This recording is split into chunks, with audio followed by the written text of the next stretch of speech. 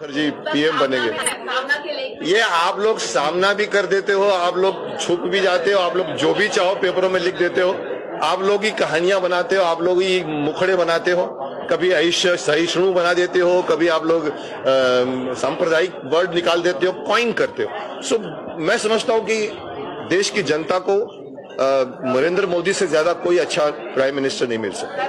अगर मोदी जी के टाइम पर हमारे देश का कुछ नहीं हुआ तो आने वाले 50 सालों में कुछ भी नहीं होगा पुत्र।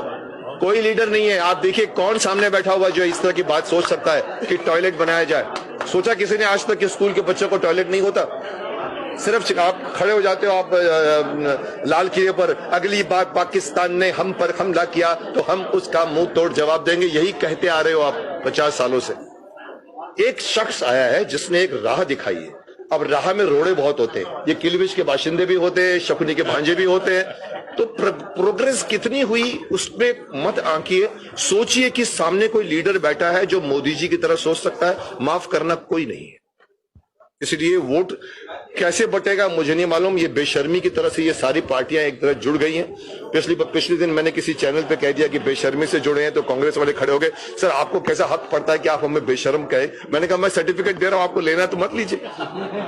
पर इससे ज्यादा बेशर्मी क्या होगी कि जिसको आप गाली दे रहे हो, जिसके साथ आपने झगड़े किए हैं, सिर्फ गोली नहीं मारी होगी शायद, पर जितने के आपने वर्ड्स के दागे हैं, उनको आप कहते हो चलो हाथ मिला लेते, चलो मिल लेते, चलो मिलते हैं थोड़े टाइम के लिए मिल लो। बस इस शख्स को हराना है, देश का कोई फायदा नहीं सोच रहा। इस शख्स जिसका नाम नरेंद्र मोदी है, उनको हराना है, बस उनका यही लक्ष्य है। आगे करोगे क्या आप?